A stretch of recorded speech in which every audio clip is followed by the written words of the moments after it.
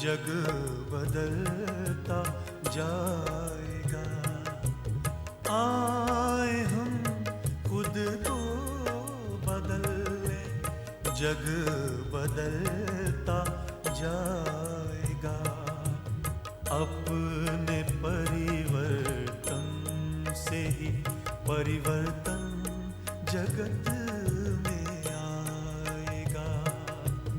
आए हम खुद को बदल ले, जग बदलता जाएगा।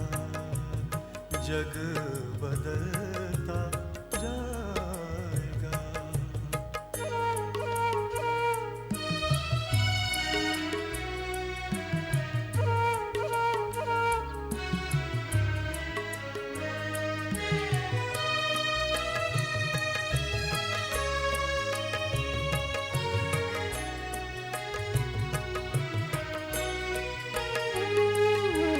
जो भी हम संकल्प ले पूरा निभाए, कम कहे कहने से पहले कर दिखाए, कर दिखाए। शिक्षा होगी तब सफल जब आचरण सिखलाएगा। आए हम खुद को बदल ले, जग बदलता जाएगा।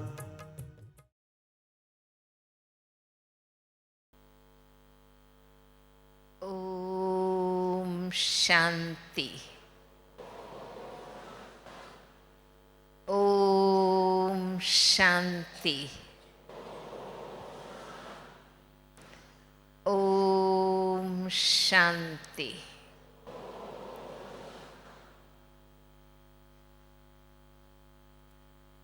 तीन बार ओम शांति दादी जानकी जी बुलवाती थी और बताती रहती थी कि पहली ओम शांति माना याद है, खुद को रियलाइज करना कि मैं कौन हूँ। मैं कौन हूँ? मैं पॉइंट ऑफ लाइट हूँ। तो ये रियलाइज करने से हम लाइट हो जाएंगे।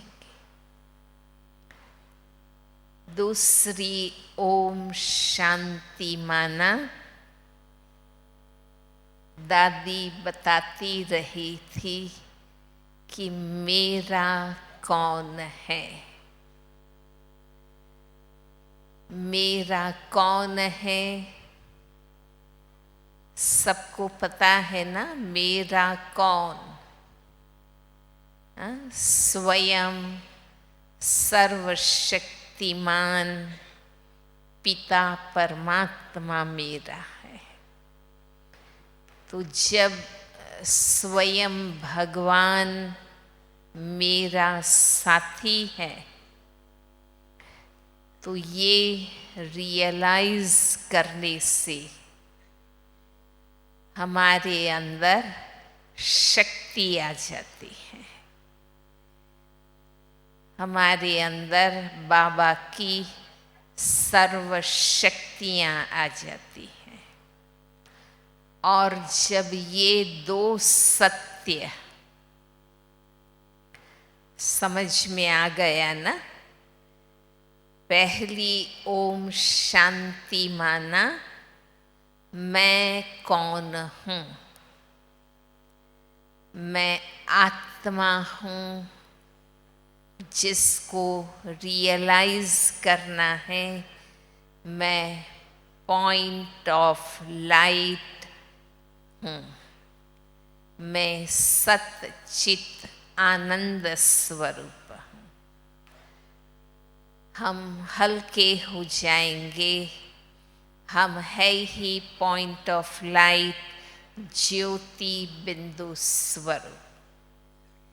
तो हमारे में हम लाइट हो जाएंगे, हल्के हो जाएंगे, हमारा भारीपन खत्म हो जाएगा। और दूसरी ओम शांति माना मेरा कौन है। स्वयं भगवान मेरा साथी है, तो मेरे में हिम्मत आ जाएगी, खुशी आ जाएगी, शक्ति आ जाएगी। तो मेरे में सर्व शक्तियाँ आ जाएगी। कैसी भी भारी परिस्थिति हो, कैसी भी भारी बातें हों, विघ्न हों, लेकिन बाबा मेरे साथ है तो मैं पावरफुल हो जाऊंगी, मास्टर सर्वशक्तिमान बन जाऊंगी। तो मेरे में ताकत आ जाएगी। और जब ये दो ओम शांति रियलाइज हो गई तो तीसरी ओम शांति क्लियर हो जाएगी। तीसरी ओम शांति माना क्या अर्थ दादी बताती थी, मुझे क्या करना है। तो जब लाइट हो जाएंगे, माइट आ जाएंगी, तो हमारे सभी डिसीजंस राइट हो जाएंगे। मुझे सभी कर्म सही करने हैं, अब कुछ भी गलत नहीं करना है। बाबा ने सत्य ज्ञान हमें दिया है। किन किन बातों का सत्य ज्ञान दिया है? रचना और रचयिता का। हाँ? मेरा पिता कौन है और मैं स्वयं कौन हूँ, इसी को कहते हैं रचना का सत्य ज्ञान और रचयिता का सत्य ज्ञान। रचना के आदि मध्य अंत की पूर्ण हिस्ट्री और ज्योग्राफी का ज्ञान, जिसको हम कहते हैं आदि मध्य अंत का सही ज्ञान, सही इतिहास स्वयं बाबा ने हमें बताया। क्योंकि बाबा मालिक है, रचयिता ही तो सत्य ज्ञान बताएगा।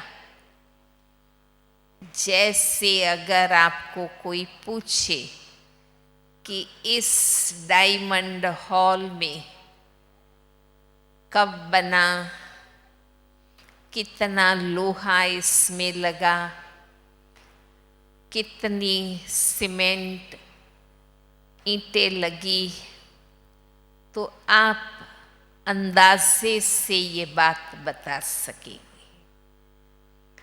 परंतु इसका एक्यूरेट हिसाब तो कौन बताएगा? बनाने वाले जो इंजीनियर्स हैं, जो बिल्डिंग कॉन्ट्रैक्टर हैं, वो ही बता सकेंगे कि इसमें कितना लोहा लगा, दीवारों में कितना ईंटें सीमेंट लगी और ये कब बना। एक्यूरेट तिथि तारीख और बनाने का हिसाब बनाने वाले ही बता सकेंगे ना। तो ऐसे ही इस सृष्टि की हिस्ट्री और उनकी ज्योग्राफी जो इसका मालिक है बाबा ही बता सकेगा।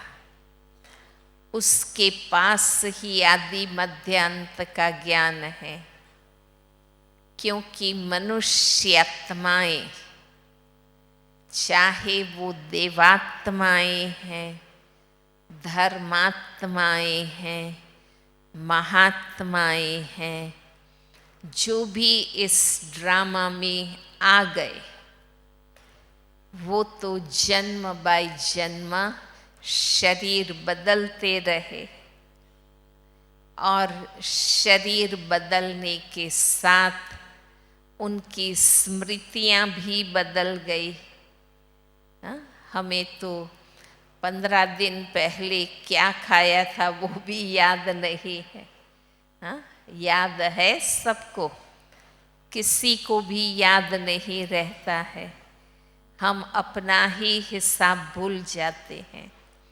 तो पूरे ड्रामा के आदि मध्य अंत का इतिहास और ज्योग्राफी उनका मालिक बाबा ही बता सकते हैं, जिनको हम नॉलेजफुल होने के कारण उनको रचयिता कहते हैं, जो इस सृष्टि रचना का पूरा इतिहास जानते हैं।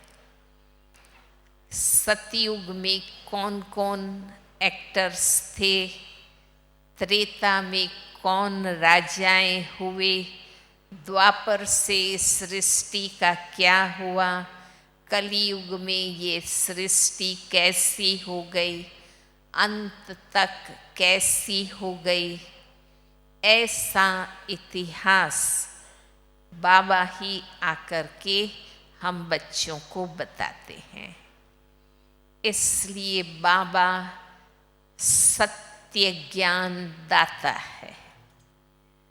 वो सत्य ज्ञान जानने से हम अपने आप को भी जान जाते हैं कि हम वो ही आदि सनातन देवी देवता धर्म के भांति हैं।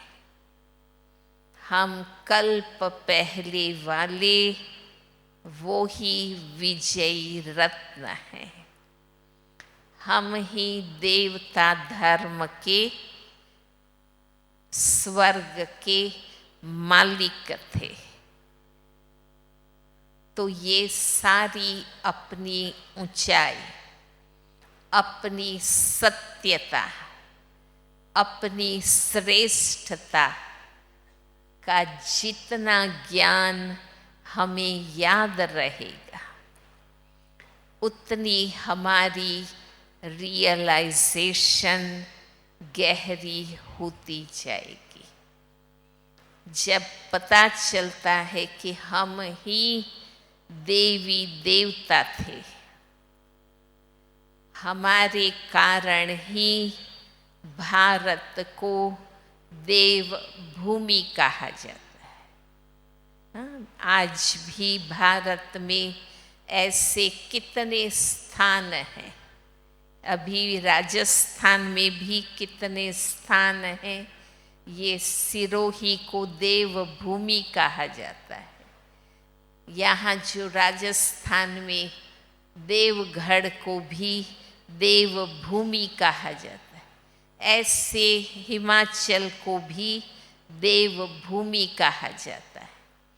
परंतु किन देवी देवताओं के कारण, कौन थे वो देवी देवता? हम ही थे। हम ही देवी और देवता थे। तो हमारे ही कारण भारत को, समग्र भारत खंड को राम राज्य, श्री कृष्ण का राज्य कहा जाता है।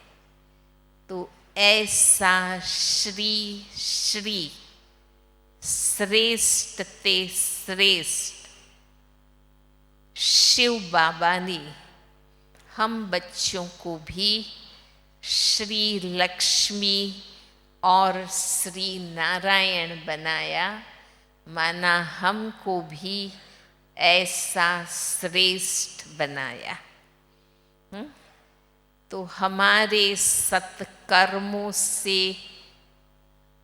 बाबा की श्रीमत पर चलने से और पूरा संगम युग, ये कौन सा संगम युग है? बाबा के मुरली में ही आता है कि पुरुषोत्तम कल्याणकारी संगम युग। हर दो युग के बीच का समय संगम है। सतयुग और त्रेता का संधि काल संगम है।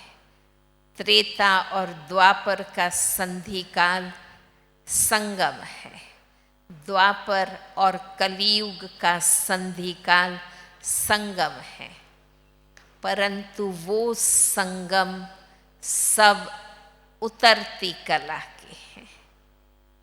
हमारी कलाएं भी कम होने लगती हैं।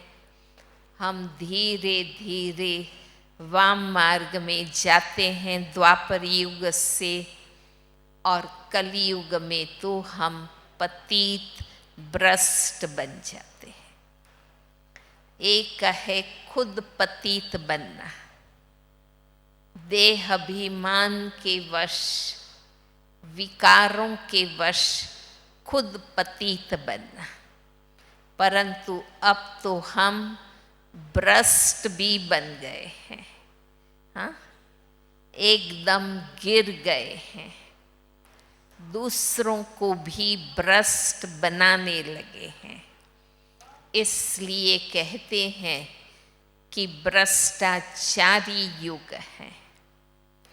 तब कलियुग का अंत और नए युग सतयुग की आदि का संधि काल,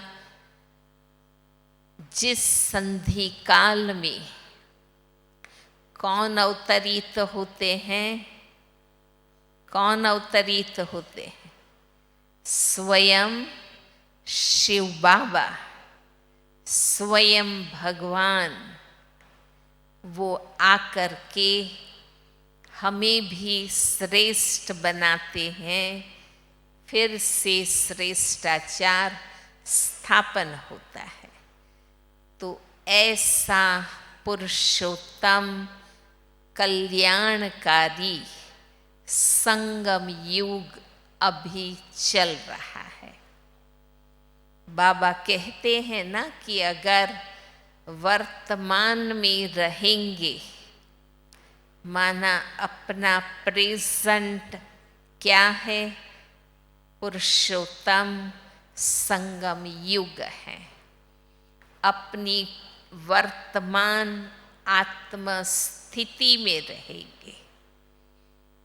हम खुद को रियलाइज करें कि इस संगम युग में स्वयं परमात्मा शिव बाबा आकर के किस में आते हैं? ब्रह्मा तन में अवतरित होते हैं और ब्रह्मा मुख से बोलते हैं। हाँ, भगवान उवाच, किसके प्रति?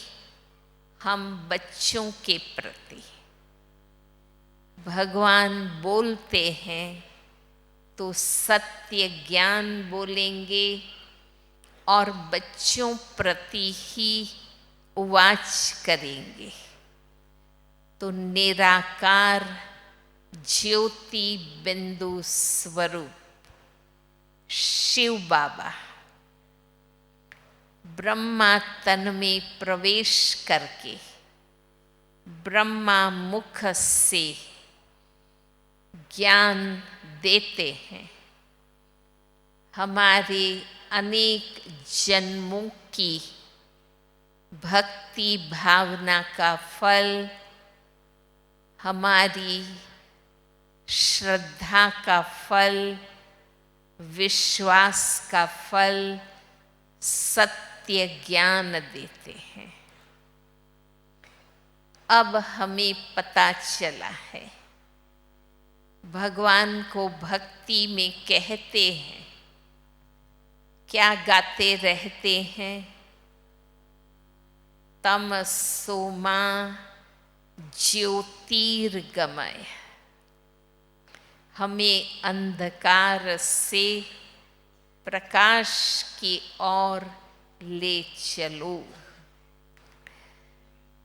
असतो मा सतगमय, असत्य से हमें सत्य की ओर ले चलो। मृत्युर्मा अमृतम गमय, विनाशी देह से अविनाशी आत्मस्थिति में ले चलो। लेकिन भक्ति में तो हमें कोई ले नहीं गया। हम तो ये गाते थे गुरुओं के आगे,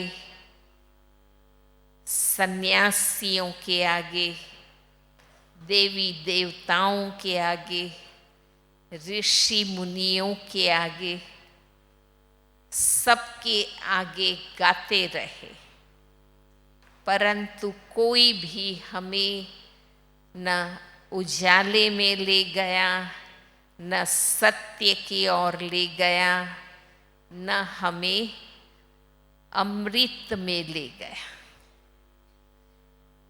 अब पता चला है कि ऐसी गति करने कराने वाला स्वयं भगवान है।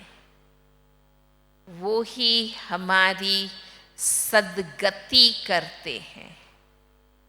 सद्गति माना श्रेष्ठ गति करते हैं, हमारी उन्नत स्थिति बनाते हैं, हमें श्रेष्ठ स्थिति, जीवन स्थिति प्राप्त कराते हैं। इनका आधार है कि हमें ज्ञान को गहराई से समझना है, रियलाइज करना है। अगर हम केवल सुनते हैं, ऐसे ही ऊपर ऊपर से समझ लिया, परंतु अगर हमने आत्माभिमानी बनकर अपनी आत्म स्थिति में एकाग्र होकर जिसको अंतर्मुखी कहते हैं, तो अंतर तरफ बुद्धि का मुख माना हमारा आंतरिक अविनाशी आत्म स्वरूप है, उसके तरफ बुद्धि को एकाग्र करके एकांत में बैठकर माना हमें बुद्धि में एक बाबा का ही अंतर है, सार रूप में बाबा बाबा ही अंदर होता रहे। ऐसे एक परमात्मा के ज्ञान का तंत बुद्धि पकड़ी रहे, उसको कहते हैं एकांत। केवल बाह्य एकांत नहीं, केवल बगीचे में या जंगलों में, गिरी कंदराओं में जाकर और सबसे दूर हो जाना, ऐसा एकांत नहीं। परंतु हम बाबा के बच्चों को अनुभव है कि हम संगठन में रहते हुए जब स्वयं में अपनी आत्म स्थिति में खो जाते हैं, मगन हो जाते हैं, तो ऑटोमेटिक आसपास बैठे हुए सभी भाई बहनों से भी हम न्यारे हो जाते हैं, एक बाबा के प्यारे बन जाते हैं। इसको ही सच्चा एकांत, एक अग्र एक के प्रति ही हमारी अग्रगति होती रहे, उसको एकाग्र कहते हैं। एक के अंत में तंत में मगन हो जाना, स्थित हो जाना एकांत कहते हैं। ऐसी एकाग्रता, ऐसा एकांत जब बार बार अभ्यास करके हम स्वयं में लाएंगे तो हमारे अंदर रियलाइजेशन, महसूसता की शक्ति बढ़ेगी। जो जरूरी है वो सभी मूल सनातन सत्यों का ज्ञान बाबा ने हमें दिया है, आत्मा का और परमात्मा का, कर्म का और कर्म फल का ज्ञान, 84 का चक्र बाबा ने बताया, सुख और दुख का ज्ञान। नहीं तो हम समझते हैं कि ये बहुत फलाने हमें दुख देते हैं, फलाना ही हमारे दुख का कारण है, इसके कारण ही मैं बहुत डिस्टर्ब होती हूँ, दुखी होती हूँ, नाराज होती हूँ। लेकिन अब हमें पता चला कि देखने में निमित्त कोई भी व्यक्ति बनता है, कोई भी परिस्थिति होती है, कोई साधनों का अभाव होता है, परंतु वो अप्राप्ति का, असहयोग का वास्तविक कारण क्या है? हमारे जन्म जन्मांतर के अज्ञानवश अगले पिछले जन्मों में किए हुए कर्मों का ही हिसाब है।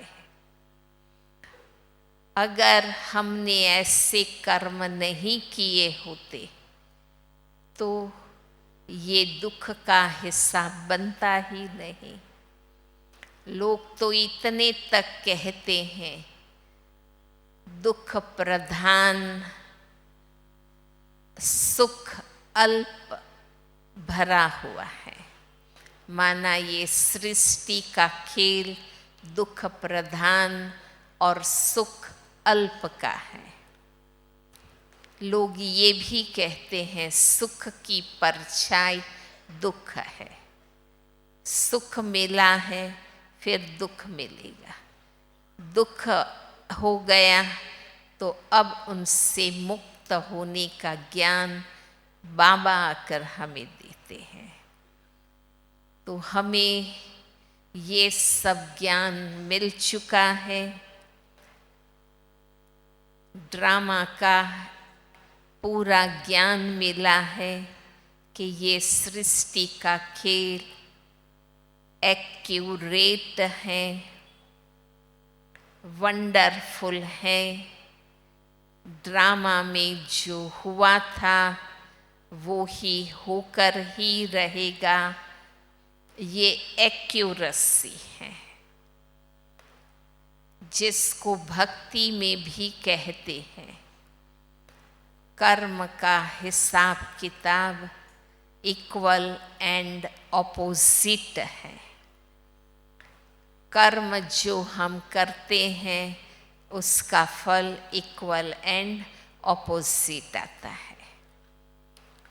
वो कहते हैं जितना जोर से आप आवाज़ करेंगे उतना ही जोर से प्रतिध्वनि आवाज़ आएगा।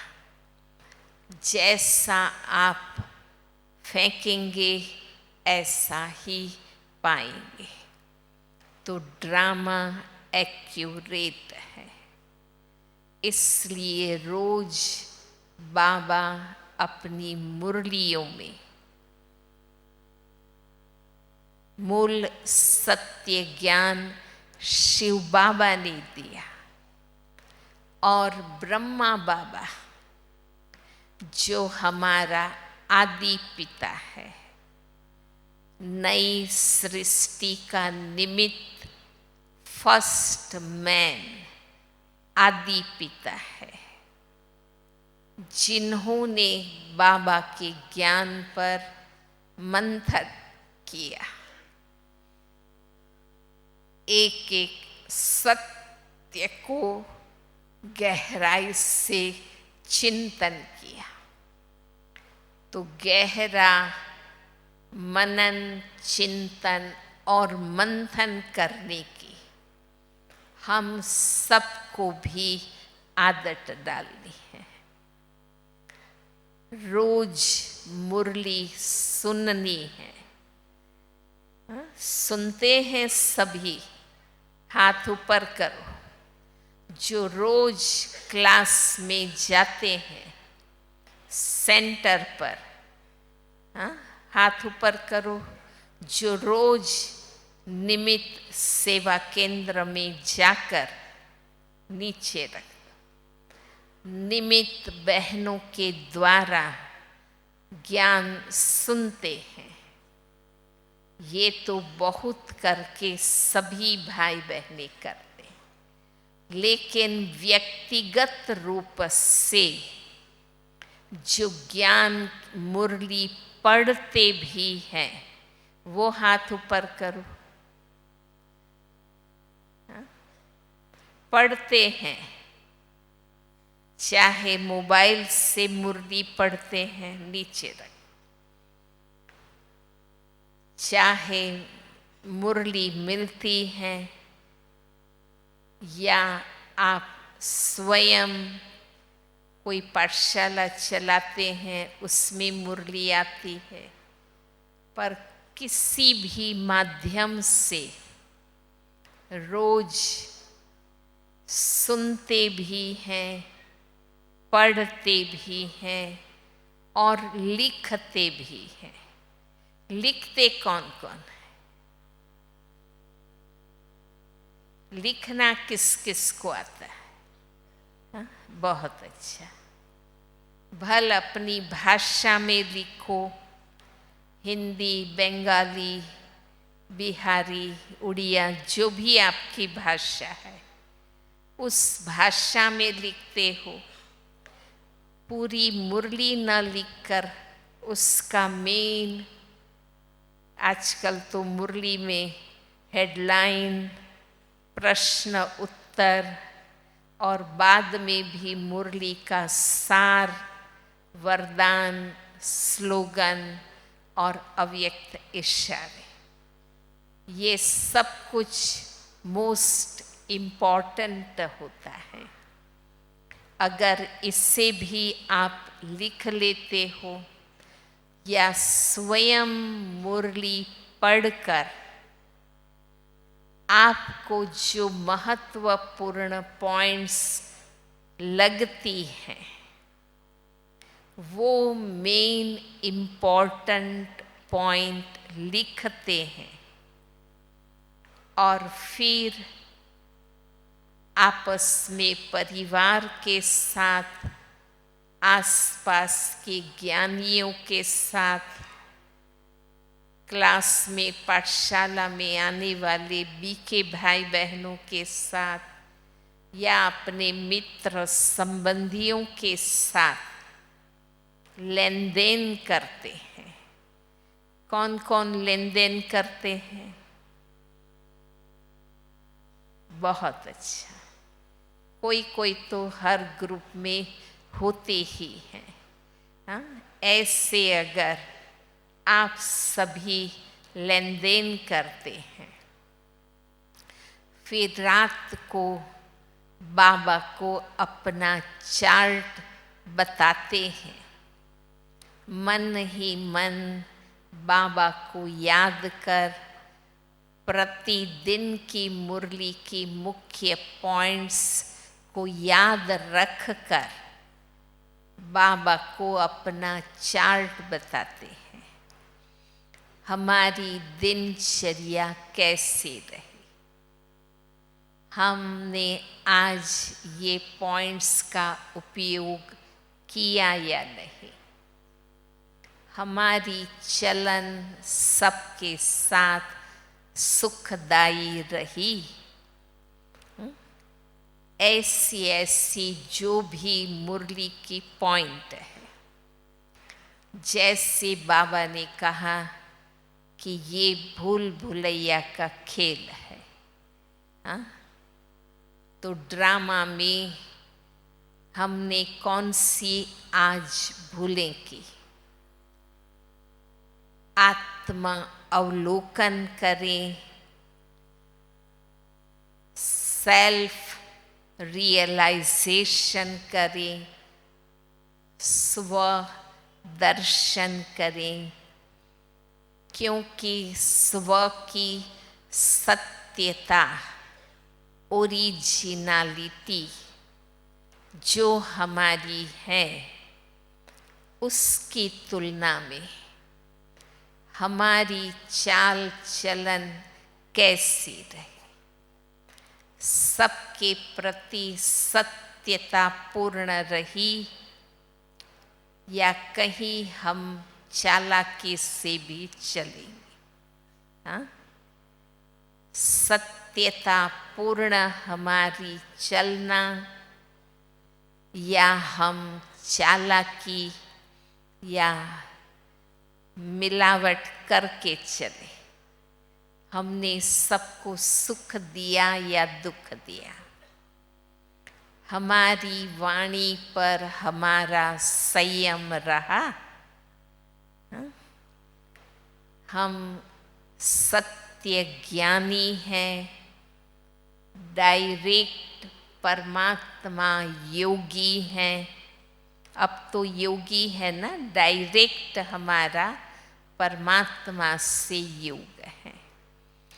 तो ऐसे सत्य ज्ञानी परमात्मा योगी, खुदाई खिदमतगार, दैवी धारणाएं करने वाले हम रोज रात को सोने से पहले 5 मिनट भी बिस्तर पर बैठकर, जैसे आप गैरेज में मोटर रिपेयरिंग के लिए डालते हैं, ऐसे हम आत्मा रोज बिस्तर को साफ स्वच्छ करके, खुद के हाथ पांव मुंह धोकर, खुद शरीर को स्वच्छ करके बिस्तर रूपी गैरेज में फिर से अपनी रिपेयरिंग के लिए बैठते हैं। तो सोने से पहले आत्मा अवलोकन का अभ्यास जरूर करें, सेल्फ चेकिंग करें। और स्वयं ही स्वयं की चेंज करने का दृढ़ संकल्प करें। जब तक हम खुद चेकिंग नहीं करेंगे, खुद को चेंज नहीं करेंगे, क्योंकि जब तक चेकिंग नहीं, खुद को राइट रॉन्ग रियलाइज नहीं करेंगे और खुद के रियलाइजेशन से ही खुद में परिवर्तन आएगा। टीचरें हमारे पर कब तक ध्यान देगी? जब कम भाई बहनें थे तो टीचर्स पहले सब पर ध्यान देते थे। अब तो बहुत भाई बहनें हो गए, बहुत बाबा के बच्चों की बढ़ोतरी हो गई। अब टीचर बहनें भी सब पर ध्यान नहीं दे पाती हैं। खुद ही खुद के चेकर बनना है, खुद ही खुद को रियलाइजेशन करना है और खुद ही खुद के दृढ़ संकल्पधारी बनना है। हमें खुद ही दृढ़ संकल्प करना होगा कि मुझे स्वयं में क्या क्या परिवर्तन लाना है, क्यों लाना है, कैसे लाना है। उसके विधि विधान हम सब जानते हैं। ज्ञान के सभी अस्त्र शस्त्र बाबा ने हमें दे दिए हैं। हम ही खुद श्रेष्ठ कर्म की कलम से खुद का परिवर्तन करके खुद का श्रेष्ठ भाग्य लिख सकते हैं। तो हमें ही बाबा ने सच्चे भाग्य विधाता बना दिए हैं।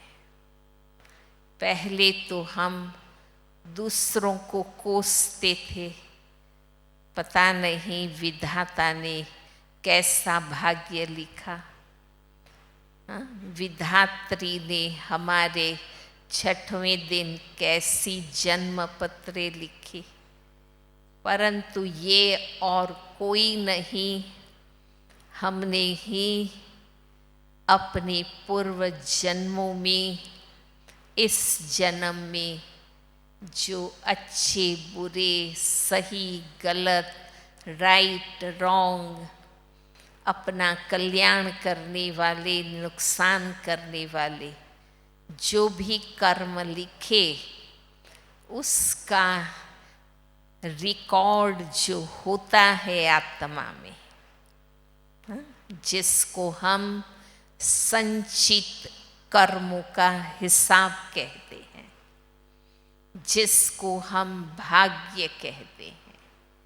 तो हमारा अपना भाग्य हम ही बनाते हैं, हम ही लिखते हैं।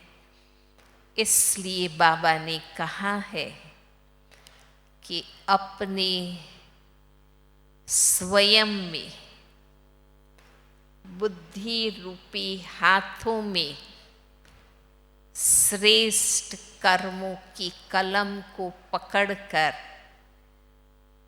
जितनी भाग्य की रेखा लंबी खींचना चाहे उतनी खींच सकते हैं।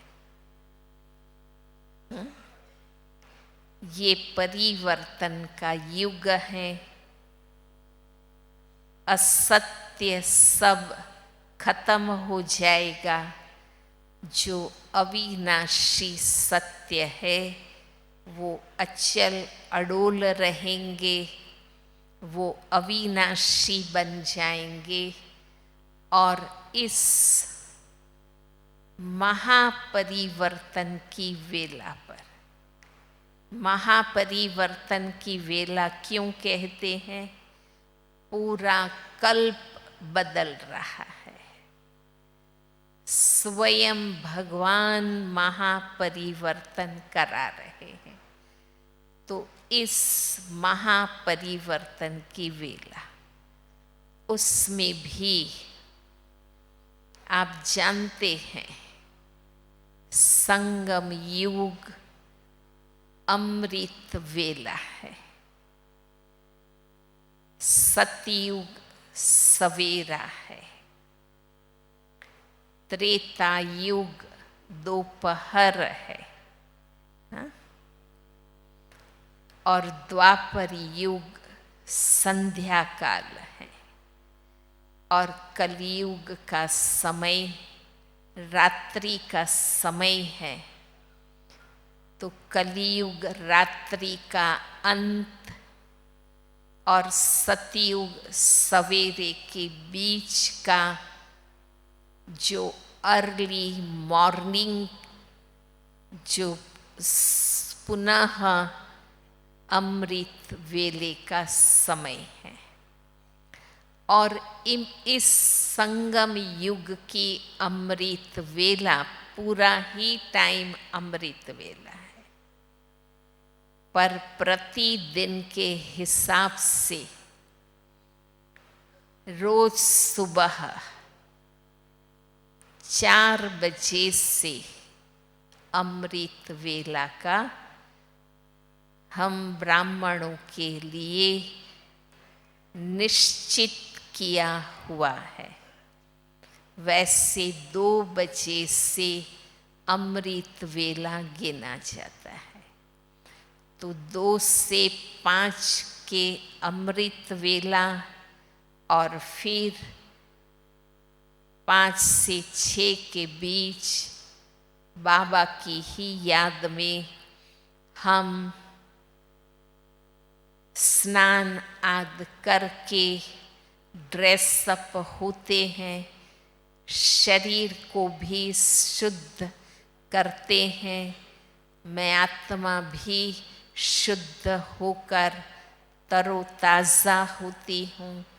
और 6 से 8 के बीच में फिर बाबा के महावाक्य ज्ञान मुरली हम सुनते हैं।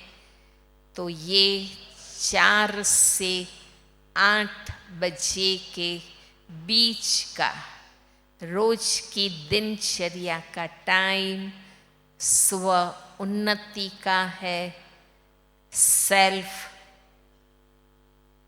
डेवलपमेंट का समय है।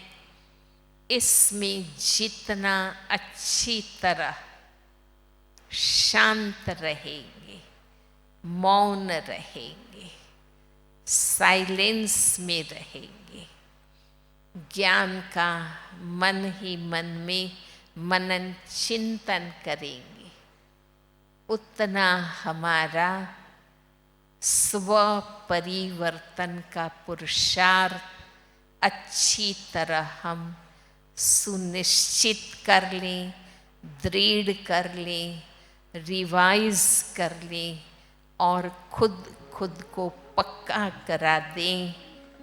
रोज इस संगम युगी अमृत वेला में, क्योंकि ये कल्प का अमृत वेला अभी है, इस अमृत वेला में फिर दिनचर्या के अमृत वेला में जहाँ जहाँ भी आपको यहाँ एकोमोडेशन मिला है, वहाँ से जो भी अमृत वेले के समय पहुँच सकते हैं वो तो रोज सभा में आते हैं। अपने अपने जहाँ जहाँ आप ठहरे हैं वहाँ वहाँ भी बाबा का कमरा है, योग रूम है और हॉल्स भी अब तो बने हैं।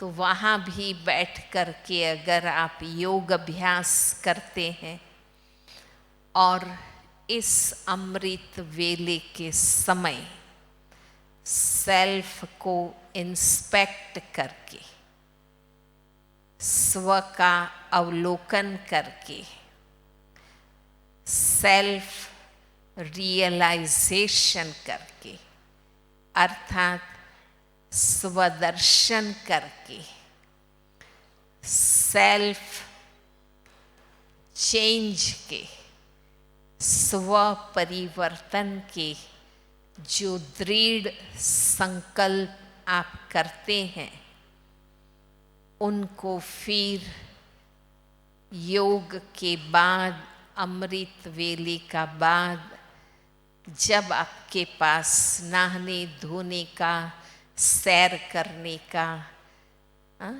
सुबह के शीतल वातावरण में पूरा संसार ही जब शांत है, स्वच्छ है, सतो प्रधान वायुमंडल है, उस समय उसको दृढ़ संकल्पों को रियलाइज करके, वो वॉकिंग करके, सैर करके अगर उसको अभ्यास में लाएंगे तो आप स्वयं में बहुत अच्छा शुभ परिवर्तन ला सकेंगे। तो इसको कहते हैं सेल्फ रियलाइजेशन।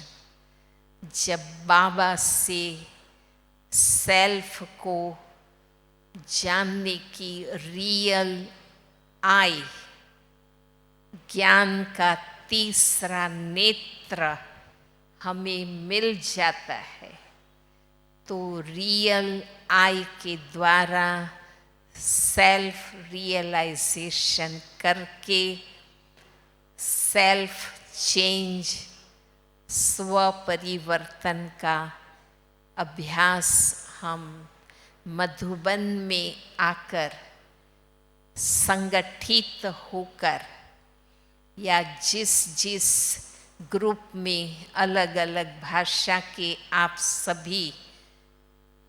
सभी भी भारत देश में तो फॉरेनर ही है, हाँ, आपकी भाषा तो सब समझते नहीं है ना भाषा ऐसी। तो ऐसी भाषा होते हुए यहाँ संगठित होकर हम स्व परिवर्तन का बहुत अच्छा अभ्यास कर सकते हैं और अनुभव की अथॉरिटी बन सकते हैं। बनना है ना सबको, हाँ, सब हाथ ऊपर करो, आगे पीछे सब साइड में बैठे हुए माताएं, बहनें, कन्याएं, टीचर्स, सब हाथ ऊपर करो। हाँ? बाबा के सत्य ज्ञान को अनुभव करना अभ्यास में ला करके, इससे हम अनुभव की अथॉरिटी बनते हैं। ओम शांति।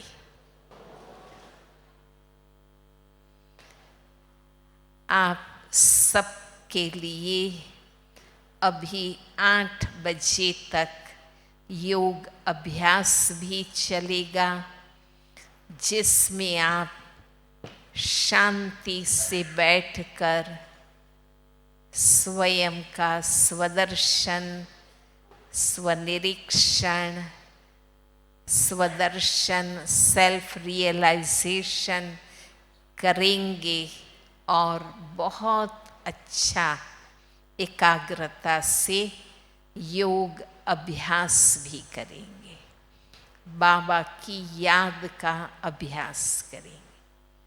और हमारे जो डॉक्टर बनारसी भाई जो पिछले 2 वर्षों से सारे भारत देश में अलग अलग राज्यों में, सेंटरों में, अलग अलग एरिया में, प्रांतों में, शहरों में जाकर के नशा मुक्त अभियान का कार्यक्रम चला रहे हैं। आप स्वयं गवर्नमेंट के साथ, गवर्नमेंट के डिपार्टमेंट के साथ मिल कर के सेवा का अभियान चला रहे हैं, तो वे हर टर्न में आते हैं और आप सब आए हुए पुराने जो भी भाई बहनें आए हैं, बहुत करके वो तो व्यसनों से, शराब के नशे से मुक्त हो गए हैं, परंतु और भी नए भाई बहनें भी जो आए हैं वो भी मुक्त हो जाएं, उस शुभ भावना से आकर के प्रतिज्ञा आपसे कराएंगे, आज भी कराएंगे।